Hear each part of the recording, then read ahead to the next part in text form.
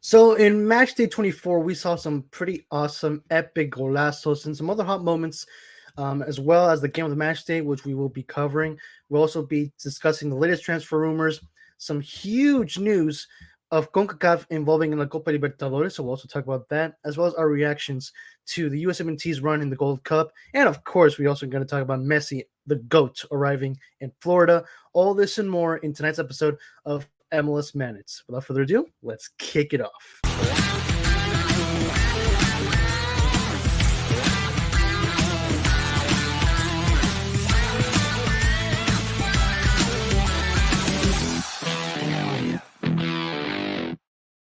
What is up, guys? Football Galaxy here, and welcome back to MLS Madness. This, of course, is the show where we talk about all the latest and big major news involving the league that we love the most, Major League Soccer. I am, of course, your host, Football Galaxy, and if you guys are a fan of fan-made MLS podcasts where we talk all about MLS, then please do subscribe to the channel. And please, of course, feel free to share this podcast show with your friends. And, of course, hit the notification bell so you won't miss the next episode of MLS Madness. I am trying to do this show as a weekly show where we talk, of course, the latest MLS news from the past week. So for today, guys, we got some, we'll just start the show with our usual segments, starting off, of course, with the moments of the match day, which there were some pretty awesome, epic, and hot moments from match day 25. So we'll be reviewing them. Let's start off, folks, with the match between FC Cincinnati and New England. Oh my gosh, New York Red Bulls. So by the way, guys, please let me know if you guys can hear me. Let me know, guys, in the live chat. Merrick, how you doing, buddy? Welcome to today's live show, MLS Madness. Glad to see you here, as usual. Let me know in the live chat if you guys can hear me. In the meantime, I'm going to try to share the stream, which I should have done before we go on live, but I'm going to share it in Twitter.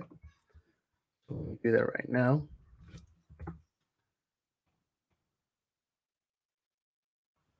Merrick says I can hear you. Okay, that's awesome. Glad to hear that, bro. I'm doing good. How are you? I'm doing pretty good, bro. Pretty good. It's been a hot summer. I'm not gonna lie. That's why I'm wearing a sleeveless shirt, because it's been pretty hot.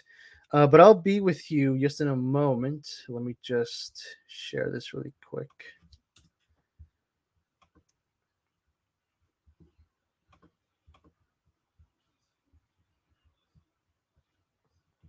Let me just delete that. Come on.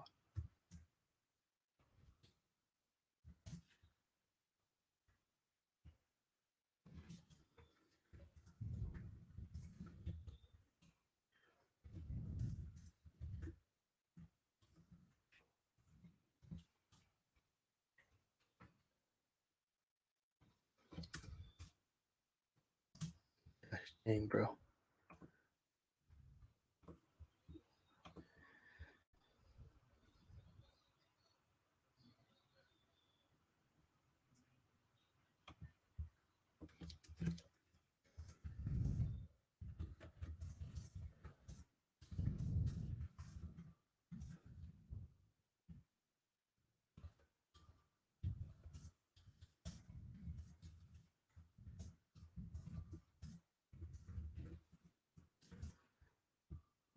Sorry about this, guys. So just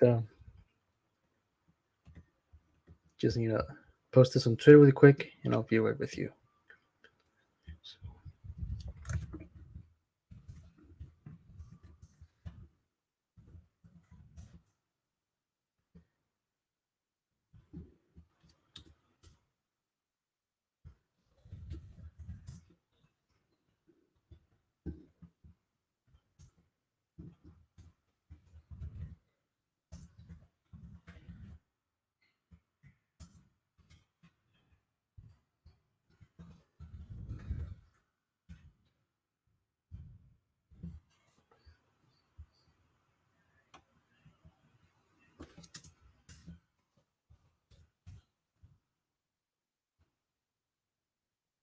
All right, that should be good enough. All right, so yes, we were talking about the match between FC Cincinnati and New York Red Bulls, which which was a pretty interesting game. Personally, I posted in the Our Soccer Discord server. My prediction was going to be FC Cincinnati. I think I said a 3-0 win or something like that, but I expected a huge win from FC Cincinnati. I didn't get the score right, but Cincinnati did end up getting a win. They stole the Red Bulls 3 points, which was pretty funny. As you can see, uh, Fernandez scored a penalty kick at the 28th minute for New York Red Bull, so they had the lead. And then Cincinnati, Luciano Acosta, he took the penalty at the 80th minute to tie the score up. And then at the 93rd minute, Wobodo, if I pronounce that right, scored the game-winning goal for FC Cincinnati, which was a pretty heck of a goal. It's a pretty awesome goal. Um, and overall, a heck of a game. So, of course, congrats to FC Cincinnati for putting up a pretty awesome score. And I mean, pretty awesome performance. Again, I did expect Cincinnati to perform a little bit better than this, considering that's the Red Bulls. But I mean, yeah, Cincinnati, they've been dominant so far in the Eastern Conference. This has been without a doubt the best season they've had in club history, especially in MLS, of course. So yeah, it's pretty dominant. It's a pretty dominant FC Cincinnati we have right now in the league in the Eastern Conference, which of course is pretty awesome. So congrats to all Cincinnati fans who happen to watch today's episode of MLS Madness, of course. The next match, moment of the match day, of course, goes to the game between Philadelphia Union and Nashville SC. Daniel Gazdag winning man of the match, no doubt, for scoring the two only goals for Philadelphia Union in that game. A penalty kick at the 40th minute right before halftime, and then another one at the 84th minute right before the end of the second half. Both being penalty kicks, which again, when it comes to games, when it comes to a team winning a game that is only like on a penalty, I know there's some controversy there. Some say that some would consider as like a cheating way, but I mean, whatever. A win is still a win. 3 points is still 3 points, and 3 points is always needed when it comes to league regular games. So yeah, Daniel Gazdag has been on fire so far this season, and he's been one of the best players for Philadelphia Union over the past seasons. Merrick says in live chat, it's been hot here in Atlanta as well. Pretty cool, bro. A question for the live chat: what do you guys? What is your opinion when it comes to teams winning games only based on a penalty or like through several penalties? Like in this case, being two penalties, 2-0 win, two of them, two goals being, of course, two penalties. What do you guys think of that?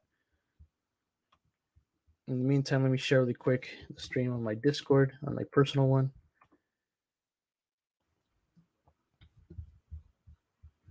I think. Okay, cool.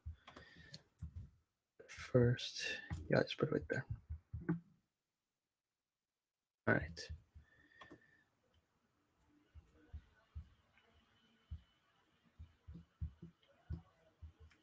And hopefully we can get some more people here in the live chat. We would really appreciate it. Merrick says, FC Cincinnati, what a season they are having. For real, dude, for real. We'll be covering the league standings here in a bit.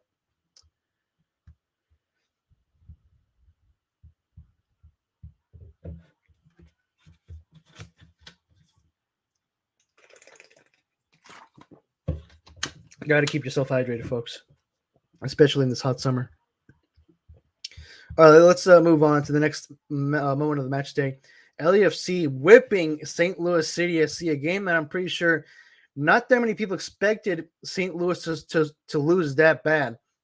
If Dario ends up watching tonight's episode, like in the replay, I am curious to see or to hear his reactions or his comments based on the game, because I know that he is a fan of St. Louis City. But your scores for that game, at the 72nd minute, Carlos Vela scored, and which because of that goal, he got automatically in the team of the week, so whatever. Then Buick, I don't know, scored at the 82nd minute, and then Cienfuentes scored at the 92nd minute of extra time to put the third and pretty much winning goal for LAFC. Not winning goal, but the third and final goal of the match for LAFC. 3-0 clean sheet win at home against St. Louis, dude. Freaking crazy. I mean, honestly, you question what the heck happened to St. Louis in that game. They completely fell apart, especially in the second half.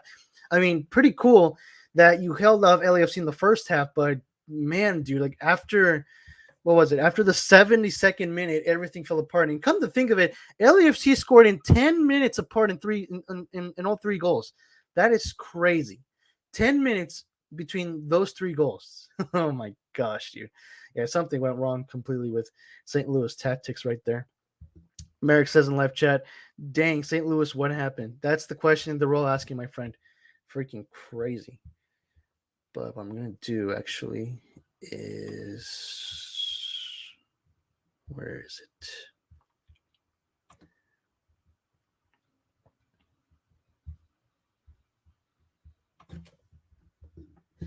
Hold up, guys. Hold up.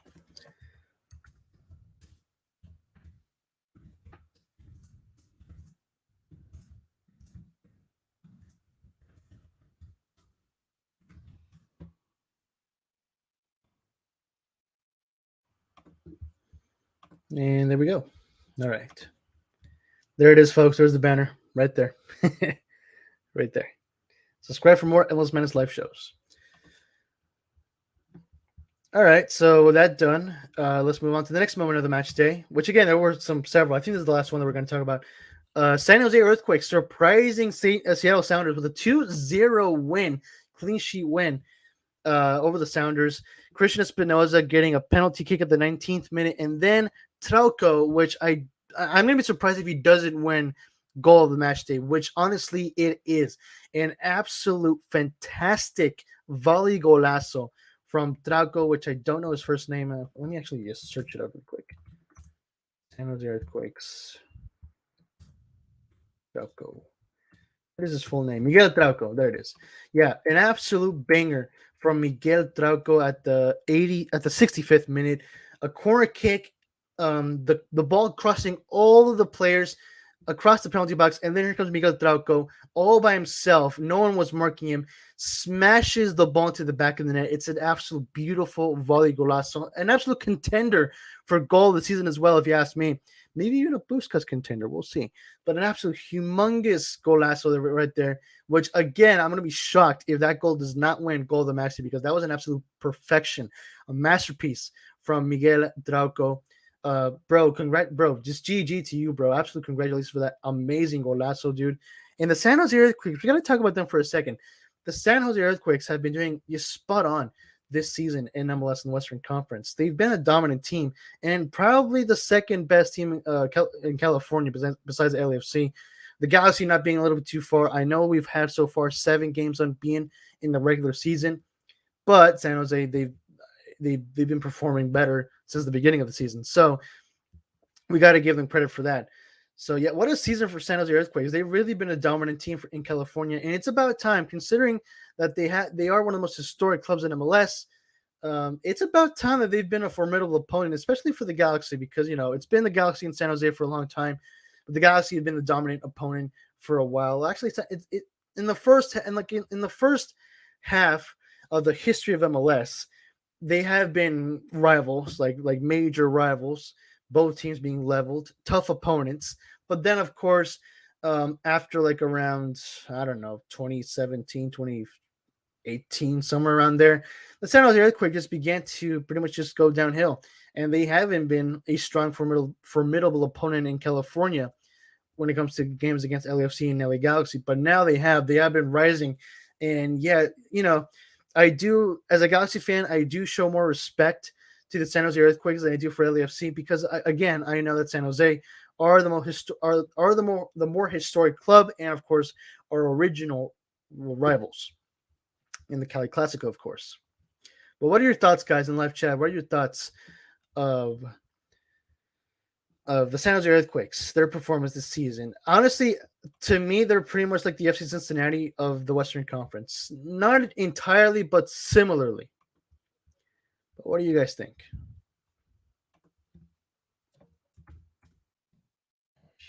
Should have done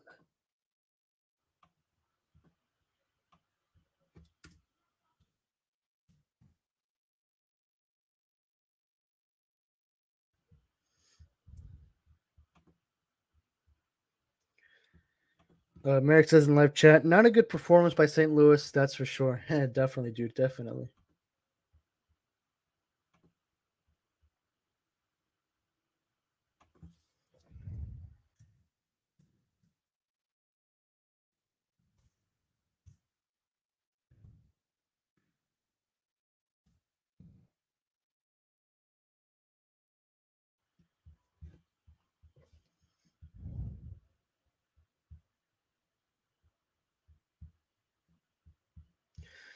Yeah, honestly, I know America's like literally the only one here in the live chat, and probably the only one watching.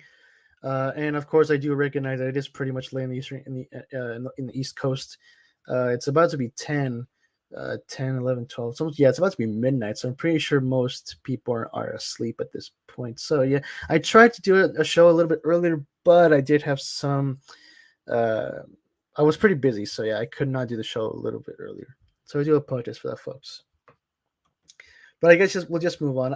I was planning to try to keep this show relatively short, so let's just move on to the game of the match day. Now, I did post a poll in both Discord and Twitter for which game was the game of the match day, and we got two winners.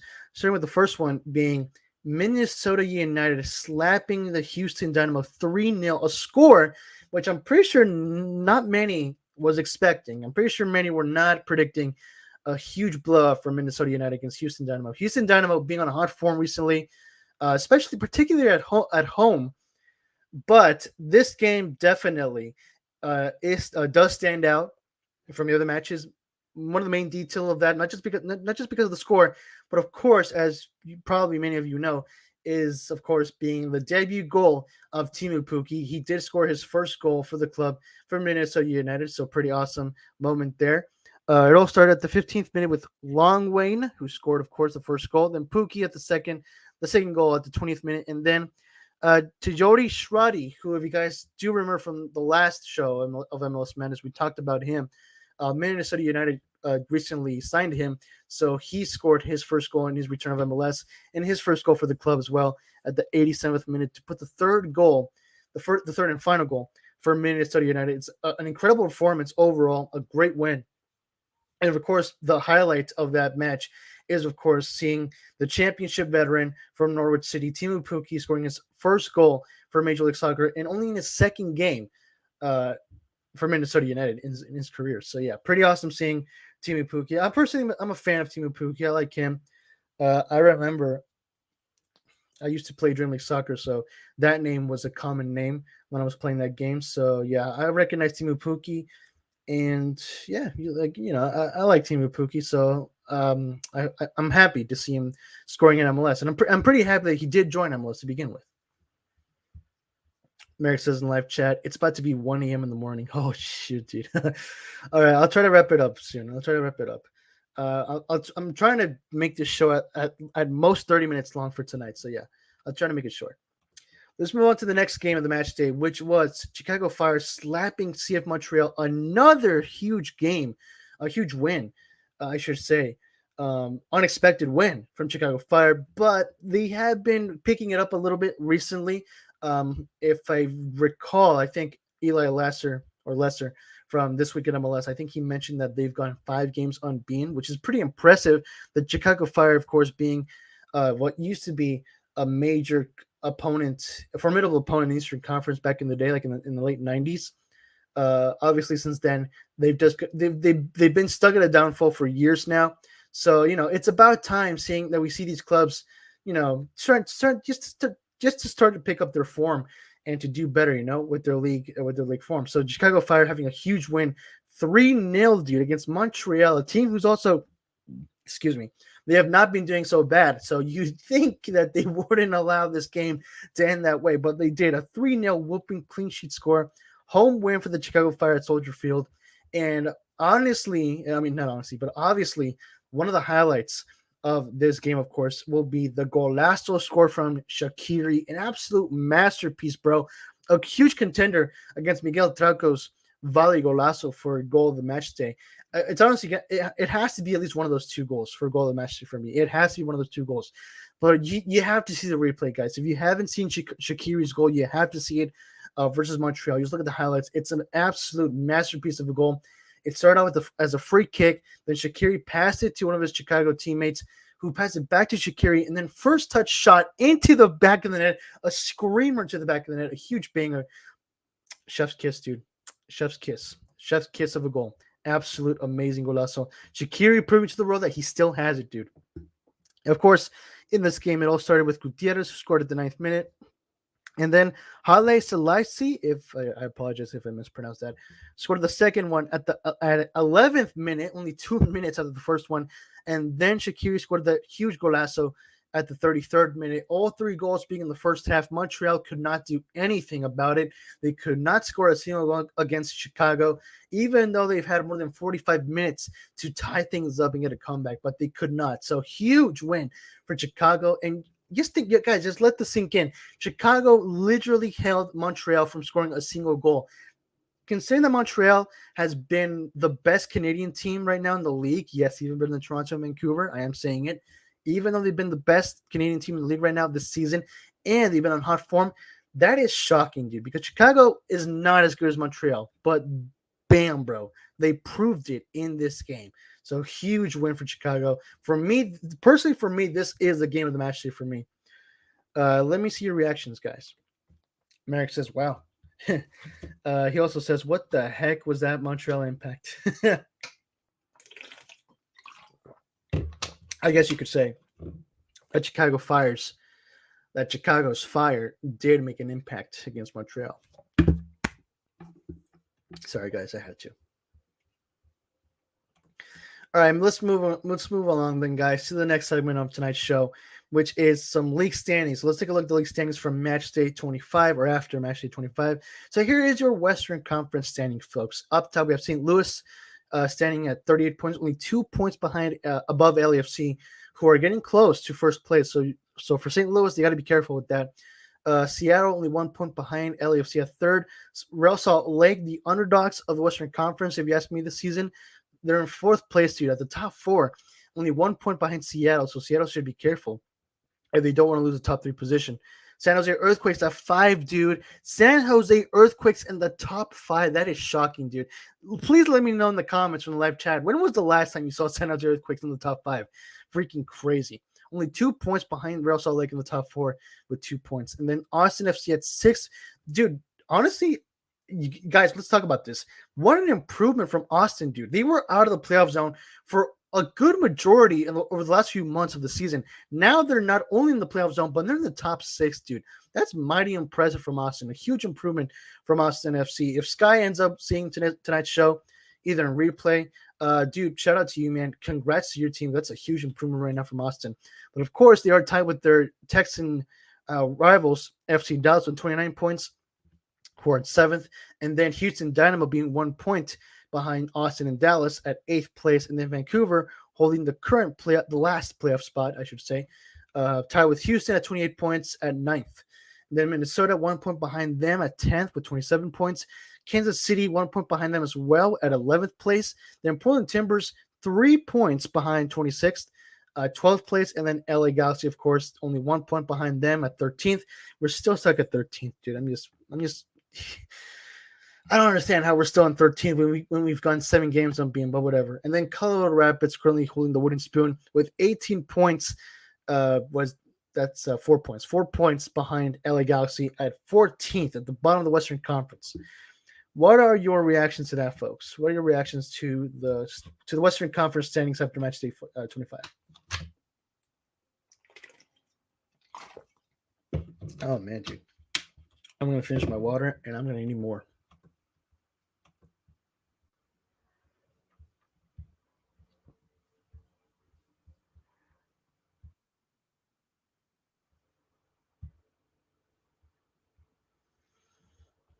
Merrick says in live chat, LA Galaxy in 13th right now is scripted. Honestly, it is, dude. I will legit agree with you. We got to do scripted alert. Scripted alert. There it is, folks. Scripted alert. It's scripted. It's freaking scripted. As Gabriel Games would say, it's scripted. In fact, it is so scripted that you guys really have no idea how scripted it is. You can take the script to the greatest authors of all time, Sir Arthur Conan Doyle. I don't know, Agatha Christie, whoever wrote War and Peace. I don't know. You can take them to the greatest authors of all time, and they will literally tell you they have no idea how scripted this is.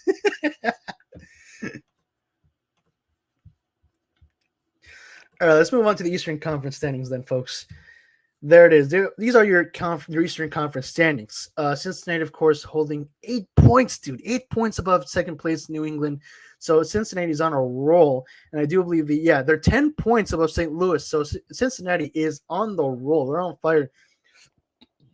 Oh, excuse me, guys. They're on fire for the supporter shield. So, yeah, hot form Cincinnati up top. New England in second, 8 points behind, as we said. And then Nashville FC being 2 points behind at third. Philadelphia 1 point behind Nashville at fourth. Columbus also a point behind at fifth. And same thing for Atlanta at sixth. Same thing for Orlando at seventh. So many of these teams are literally 1 point behind. Same as Western Conference, really, when it comes to the top seven. And then DC being 4 points behind Orlando at eighth. Excuse me, guys. Okay, I thought I was about to sneeze. And then Chicago Fire holding the last playoff spot zone. There it is, folks. What do you know? What do you think about that? Oh, gosh. Okay. Man, I feel like I'm about to sneeze, but it doesn't come. All right. Dude, Chicago Fire at the last playoff spot zone at ninth place, only 1 point behind DC. Pretty impressive, bro. Chicago currently in the playoff zone. Pretty impressive. Let's see how they'll hold that position, though, when it comes to this Saturday, this weekend. Montreal, which is ironic because I just said that they were the best team in the best Canadian team in the league. Vancouver, they're ninth, and Montreal are in 10th. But Montreal have 26 points, Vancouver have 28. Oh gosh. Okay, so technically speaking, currently Vancouver is the best Canadian team in the league. All right. I apologize, Vancouver fans who are watching. I am wrong. But overall, I still agree with my point that Montreal has been the best Canadian team in the league this season. I do find it surprising, though, that they did go down. Now they're in 10th place below the playoff spot zone. But they're 3 points behind the playoff spot zone. So, technically, it's not a big deal. New York Red Bulls tied with Montreal at 11th with 26, as well as Charlotte, who are in 12th, also tied. And New York City, who are also tied at 13th position, though. Then Toronto at 19th points at 14th. And then Inter Miami still a point behind Toronto. That's just sad, dude. Inter Miami, the team that Lionel Messi is about to join, is still behind Toronto. That's freaking sad. 18 points at the bottom of the Eastern Conference at 15th. But they don't. Okay, never mind. They do hold the same points as Colorado. So one of those two are in dead last. But I do believe it's Colorado. I think on goal difference. I think on goal difference, Colorado's in dead last. So they currently have the wooden spoon. But Miami has the wooden spoon in the Eastern Conference. Now let's check with you guys in the live chat for any comments and reactions. EA Sports is making the LA Galaxy stay at 13th. EA Sports, bro, what are you talking about, man? Why would EA Sports have the Galaxy stuck at 13th? Why them though? Why them? Merrick says Inter Miami still the worst team in the league, and what's sad is that Lionel Messi is about to join them, dude. I just feel bad for Messi, bro. Bro. It's no question. Don't think he doesn't have in his conscience that he's joining the worst team in the league. You gotta feel bad, bro.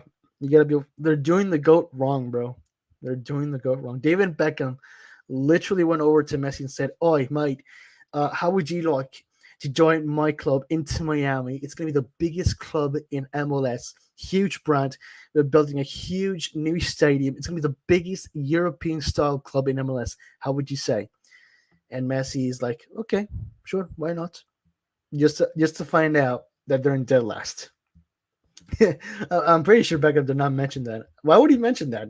If he wanted to convince Messi to join Inter Miami, I'm pretty sure he would not mention that his team is literally in dead last.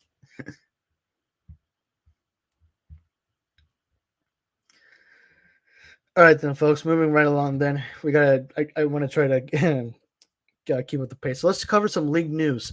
With obviously the biggest one coming up this week, with Lionel Messi spotted at Florida, and he was spotted at a Publix marketplace, something that you really don't see every day when it comes to celebrities. But here it is.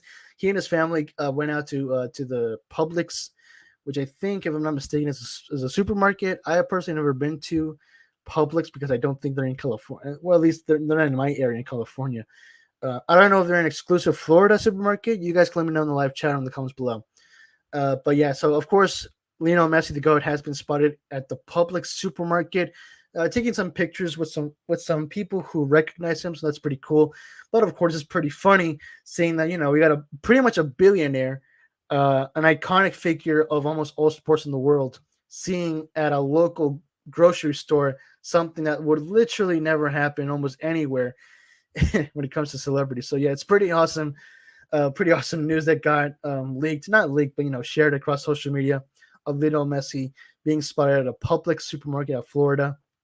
The GOAT is, of course, in Florida, and he's already making acquaintances with the Florida people. Just don't get involved into politics, bro. Let's just avoid that, shall we, Messi?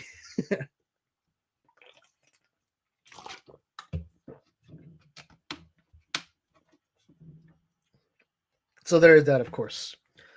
But the second biggest news that came out this week, guys, which was pretty major, it's still pretty major news. Let's put it right there. So, reports coming out, guys, that CONCACAF and CONMEBOL have agreed on a deal to bring CONCACAF clubs to the Copa Libertadores, something that has, well, I mean, we have seen some Liga MX clubs play the tournament, but never MLS clubs.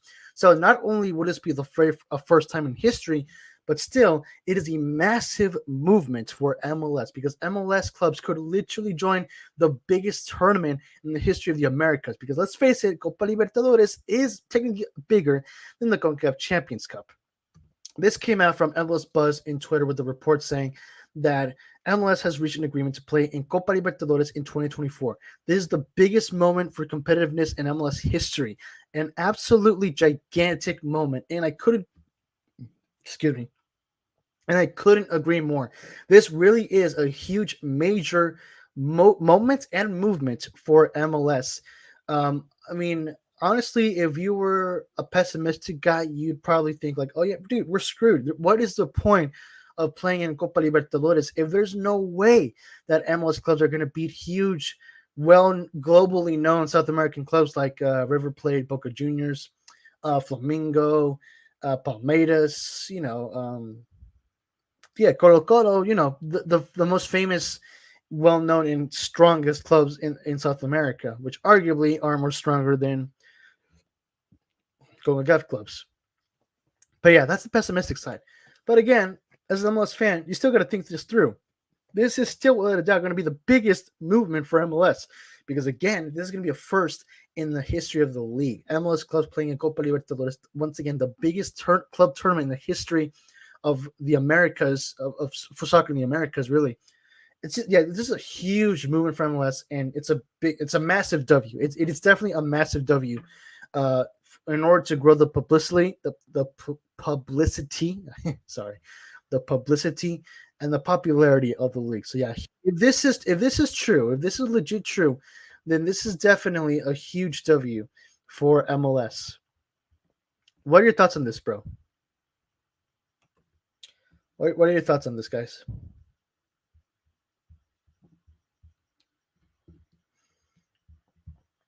Merrick says in live chat, we have Publix here in Georgia as well. Oh, really? Okay, I guess Publix is an East Coast exclusive. I'm not sure. I mean, it's kind of the same as In-N-Out, really, because if I'm not mistaken, I think In-N-Out is only exclusive in California, Southern California, to be more specific. Merrick says, "Wow, I got to say, Atlanta United will never win the Copa Libertadores if they qualify." For real, dude, for real.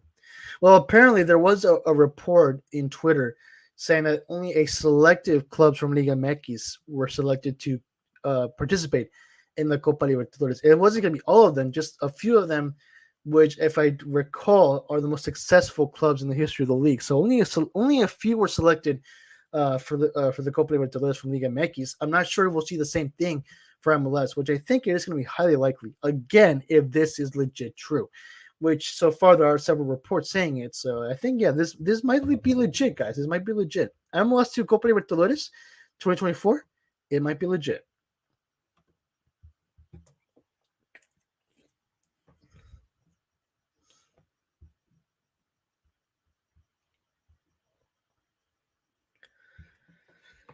Anything else, guys, before we continue with the next segment of the show, which I do believe is the transfer rumors. Let's move on to the next segment of the show, guys. Which, yeah, there we go. Transfer roundup. We'll only talk about three, which is like the biggest and latest so far this week. So the first up, of course, is the trade that happened with Toronto FC and the New England Revolution. Toronto FC acquiring Latif Blessing, which, as you guys know, big name from LAFC, went to New England for a short time. Really, I think he, like, this was his first season for New England, if I'm not mistaken. So he barely had 6 months or so, a little bit, like no, like 4 or 5 months with New England. So now he's now he's going to Toronto FC, moving up to Canada. He would have joined his former coach Bob Bradley, of course, but of course Bob Bradley got sacked by Toronto. So yeah, so Latif Blessing got transferred to Toronto FC, while New England got Mark Anthony Kaye from Toronto FC through the trade. And by the way, for all those New England fans who happen to be watching, huge W for you guys. In fact, someone from the I think his name is Revs number 1, so shout out to him from the Our Soccer Discord server.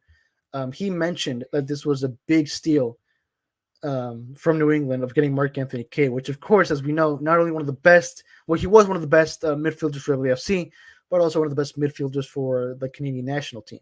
So yeah, pretty big, pretty significant trade here. Maybe surprising trade, but definitely a significant trade for these two clubs. But probably the bigger winner in this trade would have to be New England Revolution, with acquiring Mark Anthony Kaye from Toronto FC.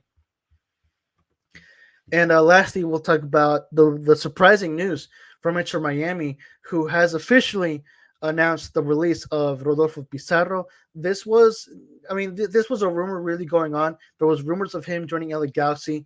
Luckily, as Eli Lester from This Week in MLS said, we dodged a bullet, which we really did. So the Galaxy did not end up getting Rodolfo Pizarro. There was a rumor of some European club getting him, which I completely forgot what club that is, but there was a rumor of that. The rumors were there, though. The rumors were definite that he was leaving Inter Miami. It was just a matter of time before it was official, and today Inter Miami did make it official. They have announced that they did, through a mutual agreement, they have terminated the contract of Rodolfo Pizarro, and he will no longer be joining. He will no longer be part of the club. That's what I'm trying to say. He will no longer be part of the club, and he won't be a DP in the club as well, which was the main initiative that the club was going for. Let's be real. He just wanted to kick him out from the DP slot so they can replace him with Messi and then with Sergio Busquets, I think. So yeah, that was the move from the beginning. Really, nothing new. That's what many were already expecting, and pretty much what everyone thought at this point.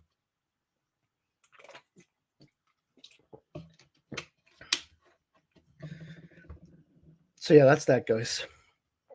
And now moving on to our final topic for tonight's show. Reaction to the USMNT's Gold Cup run. It has come to an end.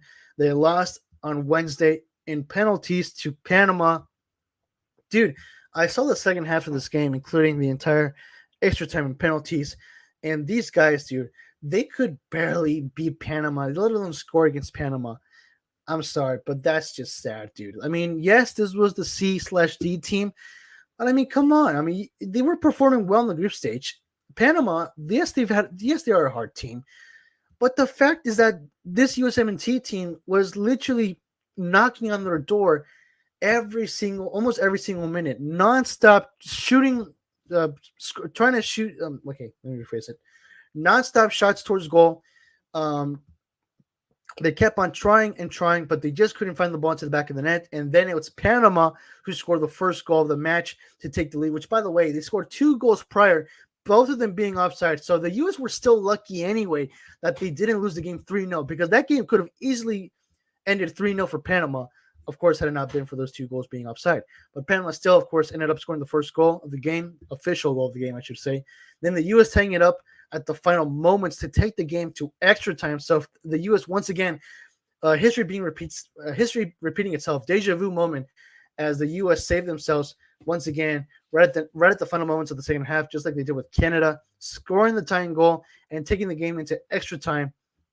No goal scored during extra time. Then on to penalties, and then Panama winning and eliminating the United States from the CONCACAF semifinals with a 5-4 score in penalties. Christian Roldan screwed up for the U.S., and Panama scored the winning goal to take them to the final to face Mexico this Sunday. Now, of course, there were major backlash against Christian Roldan. Many U.S. soccer fans blaming it on him. And, of course, just the whole thing about MLS players being there, Seattle players. I mean, Yeah, I get all that, but I mean, look, this particular what I'm about to say is mainly against the U.S. Soccer Federation, right? The following words are literally for them. This is what you get for putting a C/D team in the most historic CONCACAF national team tournament. All right, enough with putting the first team in the Nations League. All right, that's a cash grab tournament. Just like a shout out to Dario because he said that, and he's right. It's a cash grab tournament, a tournament that barely has 2 years compared to this other tournament, which the U.S. has always competed against Mexico for years now. Okay, this is a more historic and bigger tournament in the history of CONCACAF, and you're telling me that you would literally prefer put the A team, the 5-star team, in the Nations League compared to the more historic CONCACAF Gold Cup, dude? Nah, bro. This is the consequences, all right? This year, this is the consequence. This is what you get for pulling that move because it really shouldn't be that. It should be the exact reverse, in my opinion. The U.S. Soccer Federation, or whoever's in charge of selecting the roster, let's say the coach in this case, just the federation. The federation should select the B, C, or D team for the Nations League and put the A team in the CONCACAF Gold Cup because on my book, the CONCACAF Gold Cup will forever and always be a more important tournament, a more major tournament, and a more bigger tournament than the Nations League will ever be. Literally. That's my thoughts. That's my thoughts on that, guys. For me, this is what you get for putting the C or D team in the CONCACAF Gold Cup. You want to see the USMNT win the Gold Cup? Then play your stars. Play the starting team, not the reserves, not the MLS USMNT players. Put the freaking A team, not the B or C or D team, man. Just enough with that. I think this is the second year in a row that's happened. So the U.S. Soccer Federation should really reconsider things when it comes to their national team tournaments in CONCACAF.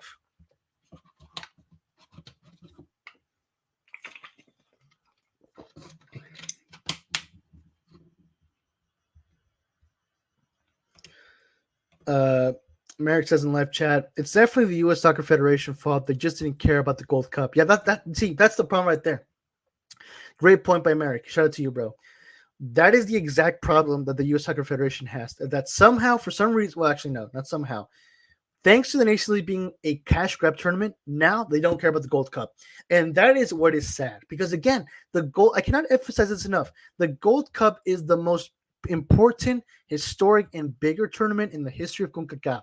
It doesn't make sense for them to not care about it, unless, of course, the Nations League is a cash grab tournament, which sadly it is.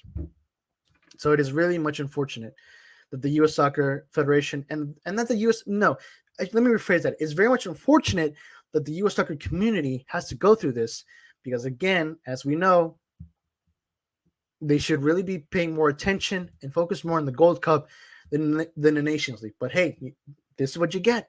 You guys wanted to select the C and D team. This is what you get. You lost the penalties, a game which the A team could have easily won. They could have easily scored more goals than Panama could have scored against us in that game, right? I'm telling you guys right now that if the A team was in the Gold Cup this year, they would have easily won the tournament. I'm telling you guys right now, they would have won the tournament this year easily. But this is what you get. You put the BCD team in the tournament. You lost the penalties. You lost the penalties. There you go. Tough luck. That's what you get. Merrick says Nations League isn't really important. They just do it for money. Yeah. And that's the problem. That's the problem.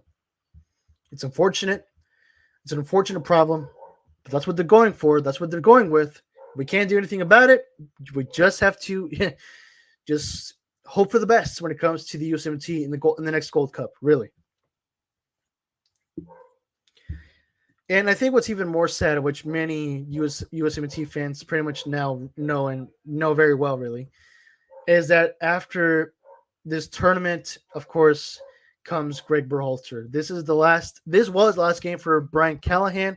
We won't be seeing him anymore for the USMNT, which again he won the Nations League with. So yeah, unfortunately now we're going back to the dark days. We won't be having Brian Callahan again in the USMNT. We're now having back Greg Berhalter, which again is a much disliked coach in the US community. in the USMNT fan base community, which honestly, like, I totally get. I agree. I also don't like Greg Vanney. But the U.S. Soccer Federation, folks, please give them a warm hand of disappointment. They just don't care. And as Merrick says in live chat, boo Greg Berhalter. And yeah, folks, I guess we'll end it right there. Yeah, if you guys have any more comments, reactions towards today's news or towards tonight's topic, then please let me know in the comments below. Merrick says, "Screw him." Yeah, indeed. Yeah, we'll just leave tonight's show with this comment from Merrick. Boo Greg Berhalter. Boo him indeed. And there it is, folks. That is tonight's show. That will be all for tonight's show of MLS Madness. If you guys did happen to enjoy today's show, then please do give it a like. Comment down once again, guys, your thoughts, reactions, and opinions to any of the topics that we discussed in tonight's show. Yeah, let me know what you guys think of what we talked about any topic. Let me know in the comments below. And if you guys sit up into, yeah, if you guys happen to enjoy today's show, then please do give it a like. And of course, please feel free to share this show and episode with your MLS and US soccer friends as well. If you guys have Discord, please join the Our Soccer Discord server. It is a fan-friendly community for all MLS and US soccer fans. We're on the road, guys, to 200 members, a record-breaking milestone that our server is about to get. So I would highly appreciate it, guys, if you guys could help us to join to achieve that record.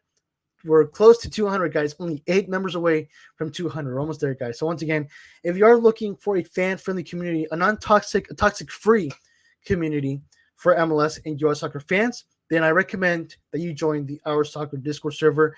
More details of the server are in the description below, as well as the link to join. So head on over to the description, click the link, and join today.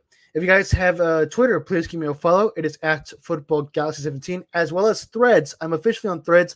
It is also at FootballGalaxy17. The link to that is also in the description below. And once again, guys, don't forget to hit the subscribe button, guys, and hit the notification bell so you won't miss the next episode of MLS Madness. I'll try to do it next week. I don't know about Monday or Tuesday, but I'll let you guys know. So subscribe, guys, for more episodes of MLS Madness. And hit the notification bell so you won't miss the next episode, the next live show.